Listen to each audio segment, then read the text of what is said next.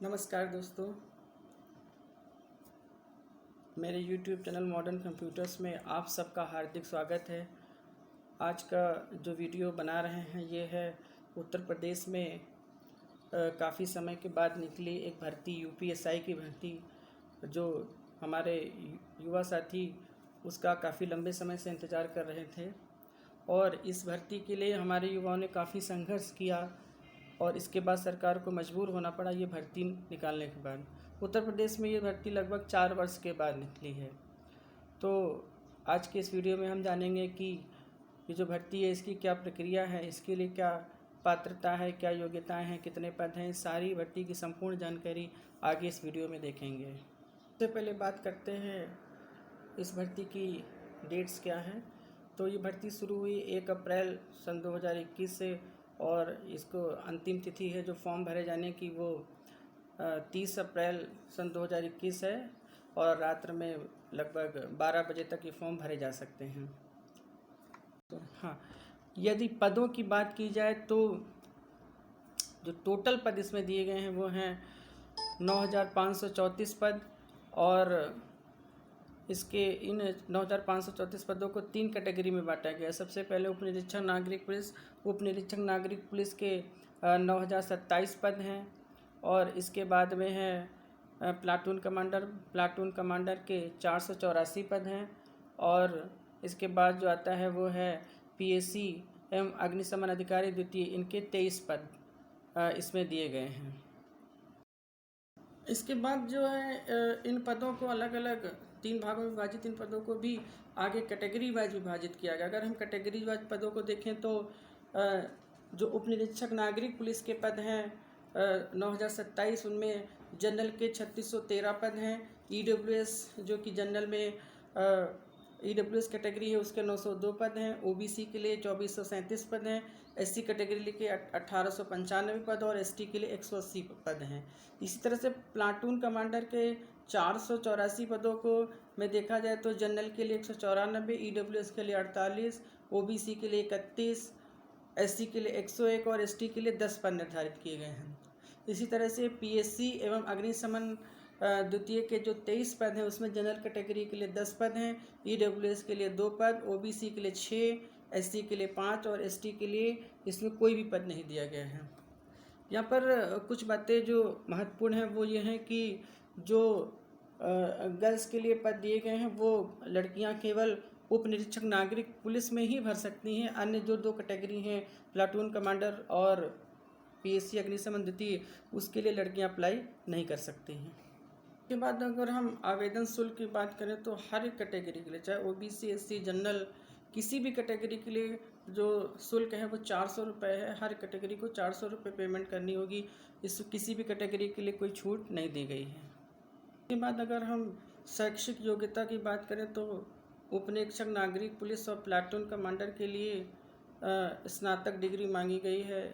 किसी भी फील्ड में आपने स्नातक किया हो।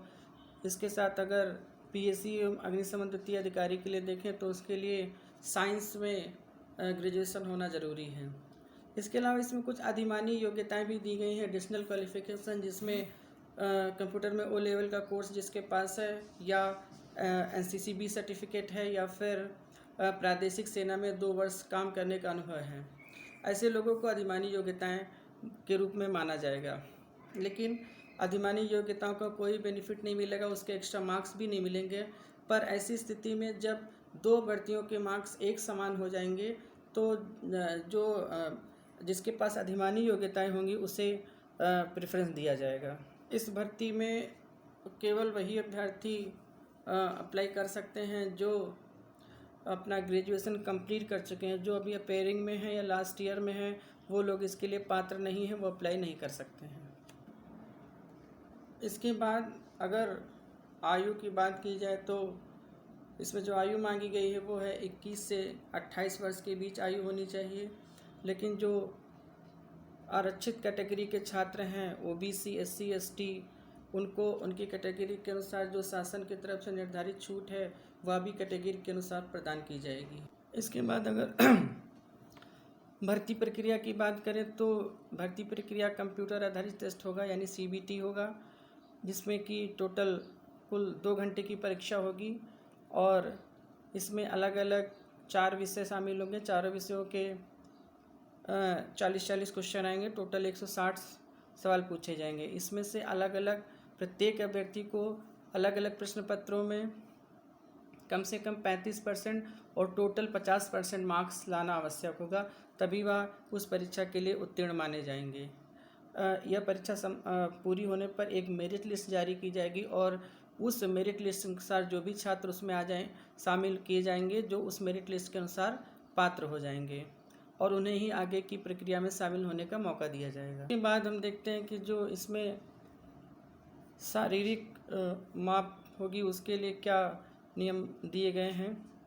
तो इसके लिए जो सामान्य ओबीसी और अनुसूचित जाति के छात्र होंगे उनके लिए उनकी लंबाई 168 सेंटीमीटर होनी चाहिए।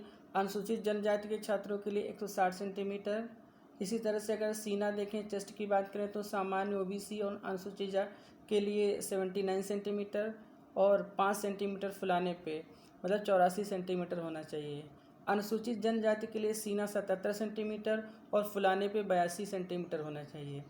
अगर महिलाओं की बात करें तो सामान्य ओबीसी और अनुसूचित जाति के लिए 152 सेंटीमीटर लंबाई होनी चाहिए और अनुसूचित जनजाति की महिलाओं के लिए 147 सेंटीमीटर लंबाई होनी चाहिए।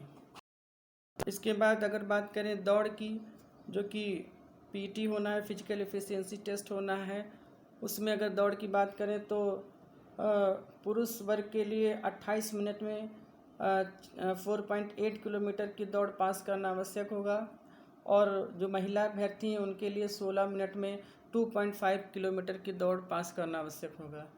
ये जितने भी शारीरिक दौड़ या फिजिकल जो भी पीटी है, फिजिकल एफिशिएंसी टेस्ट है, वो आपको केवल उत्तीर्ण करना है, उसके कोई अंक शामिल नहीं किए जाएंगे। जो इनको पास कर लेंगे वो अगली परीक्षा में सम्मिलित हो सकते हैं। इन सब महत्वपूर्ण जानकारी के बाद कुछ ऐसे और भी महत्वपूर्ण बिंदु हैं जिनकी जानकारी आपको होना चाहिए। एक एक करके वो सब मैं आपको बता देता हूँ। इसमें सबसे पहला जो लोग ओबीसी कैटेगरी में है उनका जो जाति प्रमाण पत्र है वो 1 अप्रैल सन 2020 के बाद का होना चाहिए और फॉर्म की लास्ट डेट तक का होना चाहिए। अगर 1 अप्रैल सन 2020 से पहले का है तो ऐसा जाति प्रमाण पत्र इसमें आप अप्लाई नहीं कर सकते हैं। इसी तरह से जो ईडब्ल्यूएस कैटेगरी में आते हैं उनका भी सर्टिफिकेट 1 अप्रैल 2020 के बाद का होना चाहिए। दूसरा जो महत्वपूर्ण बिंदु है वो ये है कि जो भी ऐसे लोग हैं जो सर्विस में हैं और इस पोस्ट के लिए अप्लाई कर रहे हैं पुलिस विभाग में, तो उनको अपने विभाग से अनापत्ति प्रमाण पत्र यानी नो ऑब्जेक्शन सर्टिफिकेट उनके पास होना ज़रूरी है। उसके बाद ही वो इस भर्ती के लिए अप्लाई कर सकते हैं। अगर जिनके पास ऐसा सर्टिफिकेट नहीं है तो वो अप्लाई कर दें, लेकिन उसको अपने विभाग से ज़रूर ले लें क्योंकि किसी भी भर्ती के किसी भी स्टेज में वो सर्टिफिकेट मांगा जा सकता है। इसके बाद जो महत्वपूर्ण विषय है वो है इसका सिलेबस। अगर सिलेबस की बात करें तो इसको 4 भागों में विभाजित किया गया है। सबसे पहला सामान्य हिंदी, दूसरा है सामान्य ज्ञान, तीसरा संख्यात्मक एवं मानसिक योग्यता और चौथा है रीजनिंग। इन चारों भागों में विभाजित अलग अलग इनके अंदर भी पाठ्यक्रम दिया गया है। इसका जो भी सिलेबस है वो नीचे वीडियो के लिंक डिस्क्रिप्शन में दे दिया गया है, वहाँ से आप चाहें तो इसका सारा सिलेबस डाउनलोड कर सकते हैं। इसके बाद जो एक महत्वपूर्ण बिंदु वो आता है कि जो भी ओबीसी कैटेगरी के छात्र हैं वो जो अपना जाति प्रमाण पत्र लगाते हैं वो स्टेट के लिए जो जाति प्रमाण पत्र बनता है वो लगाना आवश्यक है। अगर सेंट्रल की जो जॉब निकलती है उनके लिए बनाया गया आप जाति प्रमाण पत्र लगाते हैं तो उसको मान्य नहीं होगा और आपका जनरल कैटेगरी में आपको श्रेणी प्रदान कर दी जाएगी। इसके बाद जो महत्वपूर्ण बिंदु आता है वो ये है कि यह जो परीक्षा होगी यह एक पाली या एक से अधिक दिनों में कई पालियों में आयोजित की जा सकती है और इसमें जो भी आपको अंक प्राप्त होंगे उन सभी अंकों का विभिन्न पालियों में आयोजित होने के कारण सभी के अंकों का नॉर्मलाइजेशन किया जाएगा। तो जो आपके अंतिम अंक निर्धारित किए जाएंगे उत्तीर्ण होने के लिए, वो नॉर्मलाइजेशन के बाद जो अंक निर्धारित होंगे वही आपके फाइनल अंक माने जाएंगे। इस वीडियो के माध्यम से मैंने यूपीएससी भर्ती प्रक्रिया की काफ़ी जानकारी प्रदान करने का एक प्रयास किया है यदि आप इस भर्ती से संबंधित कोई और अन्य जानकारी चाहते हैं जो इसमें छूट गई हो, या आप कोई और जानकारी चाहें, तो कमेंट में अवश्य आप लिखें। उस जो भी आप कमेंट करेंगे उसका जवाब ज़रूर दिया जाएगा, और आपके जो भी सवाल होंगे उन सारे सवालों का जवाब दिया जाएगा। इसलिए अगर कोई भी आपको जानकारी लेनी है तो उसके लिए कमेंट अवश्य करें।